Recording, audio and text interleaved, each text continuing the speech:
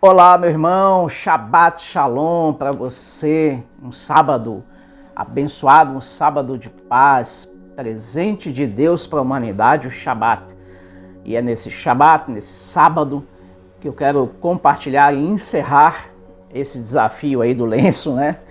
Quem perdeu o lenço aí não vai chorar, mas espero que todos se alegrem por estar acertando as contas com Deus, com o nosso Pai de amor, Pai eterno. Querido irmão, se você está chegando aí, conhecendo o canal agora, se inscreva no canal da Central Ouro Minas e acione ali as notificações para que você receba os avisos dos cultos de celebração e possa compartilhar conosco esse momento de adoração e de louvor ao Senhor, que é tão maravilhoso, tão gostoso. E para você que está chegando aqui agora e não está entendendo nada, não está entendendo essa questão de lenço, bom, neste mês estamos tratando do assunto, uma série de mensagens com o título Como experimentar o crescimento pessoal. No primeiro domingo tratamos do tema que para experimentar o crescimento pessoal é preciso aceitar os desafios de Jesus para a nossa vida. Isso vai proporcionar um crescimento pessoal. No segundo domingo, que é o domingo dia 13, eu tratei sobre o tema Encarando Deus. Encarar Deus também faz parte do nosso crescimento pessoal e espiritual. Esse encarar no sentido de deixar Deus olhar para nós e através do olhar de Deus em nossa vida, reconhecer quem nós somos e acertar as nossas contas com Deus. Arrependimento, perdão dos pecados, libertação dos pecados, para que a gente possa experimentar uma vida abundante, que é aquilo que o Senhor deseja para cada um de seus filhos. E encerrando essa série de devocionais, é lógico, sempre incentivando você a ler o texto, o contexto e a tirar suas próprias conclusões, eu quero compartilhar o texto de 1 João capítulo 3, verso 9. Eu deixei um versículo só que diz assim: todo aquele que é nascido de Deus não pratica o pecado, porque a semente de Deus permanece nele e ele não pode estar no pecado. Essa é a devocional desse Shabat. Mas para que você possa entender melhor, eu vou reler esse versículo e ler os versículos anteriores. A partir do versículo 7 diz assim: filhinhos, não deixem que ninguém vos engane. Aquele que pratica a justiça é justo, assim como ele é justo. Aquele que pratica o pecado é do diabo, porque o diabo vem pecando desde o início. E para isso se manifestou o Filho de Deus, para destruir as obras do diabo. Todo aquele que é nascido de Deus não pratica o pecado, porque a semente de Deus permanece nele, ele não pode estar no pecado. Bom, para que a gente entenda essa questão aqui, eu voltei pelo seguinte: o que o texto está querendo dizer, aquilo que nós precisamos guardar, é que embora estejamos presos a esse corpo caído, corpo que ainda carrega a velha natureza, nós não devemos nos entregar deliberadamente e até contentemente ao pecado. O pecado, ele não é produto dessa nova vida nossa. A nossa vida, que é o novo nascimento, a regeneração, o produto dessa vida é nos parecer semelhantes a Jesus, é sempre nos tornar semelhante a Jesus, ou seja, buscar uma vida de santidade, uma vida que nos afaste do pecado, e à medida que nos afastamos do pecado, nos achegamos mais a Deus e nos parecemos mais com Jesus. Esse é o nosso desafio. Nos textos originais da língua grega, a expressão que aparece aqui é não estar fazendo o pecado ou não estar praticando o pecado. E é o termo melhor aplicado aqui porque, por exemplo, no versículo 8 diz que aquele que pratica o pecado é do diabo. Então, aquele que pratica o pecado, aquele que peca é do diabo? Não, mas aquele que vive na prática do pecado, aquele que vive pecando. É por isso que o versículo 9, por isso que no próprio versículo 8 vai dizer que se parece com o diabo a pessoa que vive pecando, porque o diabo vive pecando, ele vive na prática do pecado desde o início. O diabo não peca ocasionalmente, o diabo vive na prática do pecado. O diabo tem por natureza uma vida de rebeldia a Deus, uma vida de rebeldia contra Deus desde o início. Então, a vida dele, a existência do diabo é caracterizado por uma vida de afastamento de Deus. Então, o Filho de Deus não pode ter essa mesma característica. Porque se ele tem, ele não é filho de Deus, ele é filho do diabo, porque ele vive pecando. O que a Bíblia nos ensina é que enquanto estivermos nessa carne, estamos sujeitos a pecar. Estamos sujeitos a cometer erros, mas podemos ter vitória sobre o pecado. E a esfera, o qual nós podemos ter a vitória sobre o pecado, nos leva à diligência, a ter cuidado com as coisas, a guardar o nosso coração, a filtrar aquilo que vemos, a filtrar aquilo que ouvimos. A esfera em que nós vamos vencer o pecado aqui é aquela em que estamos protegidos pela palavra de Deus, que nos cercamos de pessoas que amem a palavra de Deus, que nos instruam quando estamos errados. Somente assim nós vamos conseguir vencer a prática do pecado em nossa vida, porque a carne vai nos inclinar sempre para o pecado. Essa luta que eu e você temos, o apóstolo Paulo também experimentou, e ele dizia que às vezes o bem que ele queria fazer, ele não conseguia, mas o mal que ele detestava, esse mal ele fazia. Mas graças a Deus que nos dá a vitória por meio de Cristo.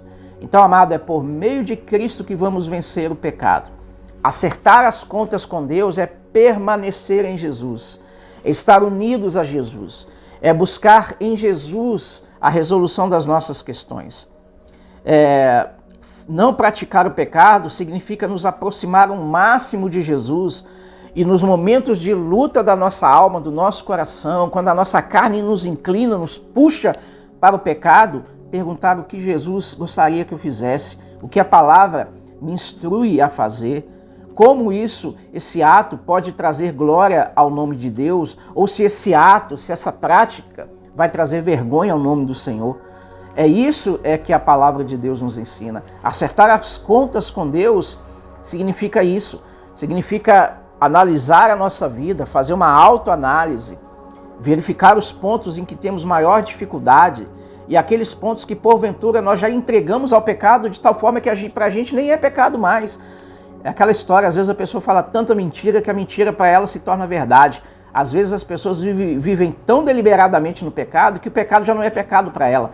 Mas eu quero te dizer que assim como vimos nos textos anteriores, nas meditações anteriores, o pecado ele não tem a ver com o que eu penso ou o que você pensa, tem a ver com o que a Bíblia diz que é pecado.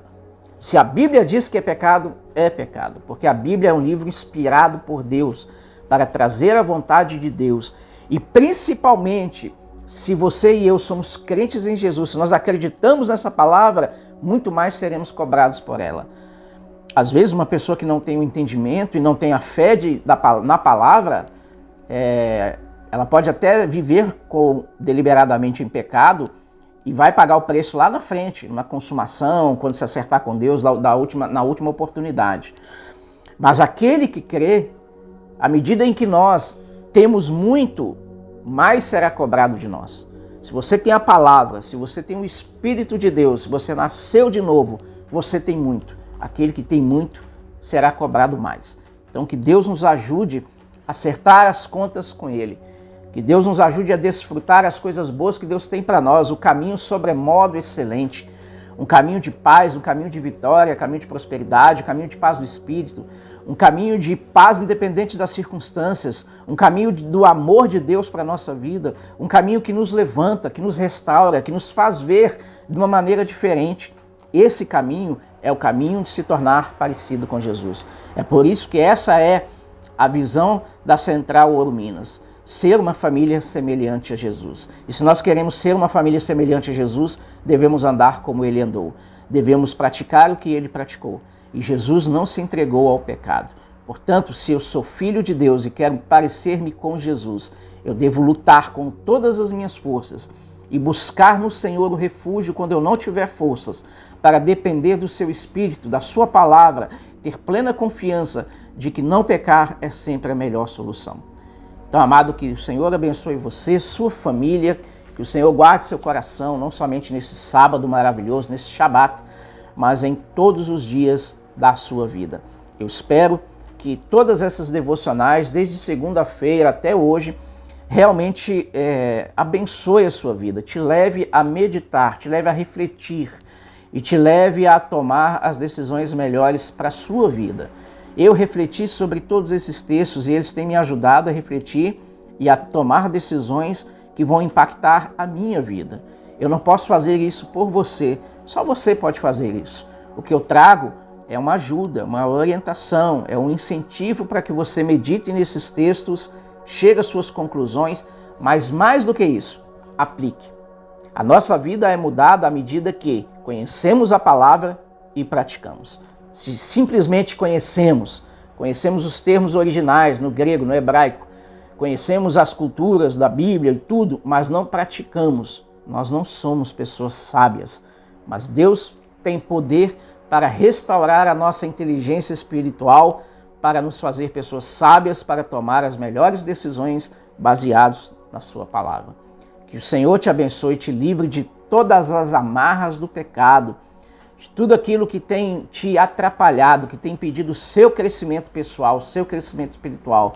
Que o Senhor quebre essas correntes e que através do Espírito de Deus possamos experimentar crescimento espiritual, possamos dar um passo além na nossa evolução de cristãos, de tornarmos pessoas semelhantes a Jesus. Que o Senhor te abençoe. Quero orar por você, colocar sua família diante de Deus e pedir ao Senhor que abençoe você nessas tomadas de decisões para a sua vida ser cada vez mais frutífera e mais abençoada. Ore comigo neste momento. Senhor nosso Deus, amado Pai, obrigado por todos esses momentos preciosos, ó Deus, que tivemos durante essa semana. Que o Senhor, ó Pai, por meio do Teu Espírito, nos dê entendimento de todas estas coisas. E que a voz doce, mas também poderosa do Senhor fale alto aos nossos corações. De tal forma, ó Deus, a sabermos que o desejo do nosso coração deve ser de ser mais parecidos com o Senhor, mais parecidos com Jesus.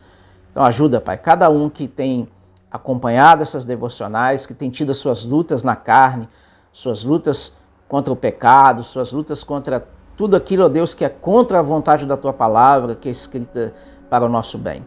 Deus amado, guarda o coração e a mente de cada membro da Central Ouro Minas, de cada pessoa que ainda não é membro, mas tem acompanhado o trabalho da igreja, que todos possam experimentar pelo poder do Espírito Santo a paz que excede todo entendimento e experimentar o amor do Senhor. Essa é a minha oração nesse dia, em nome de Jesus. Amém.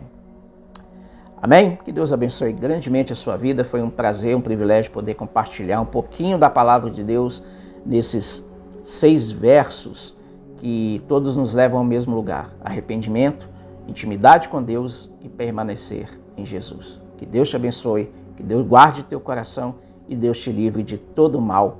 Amém.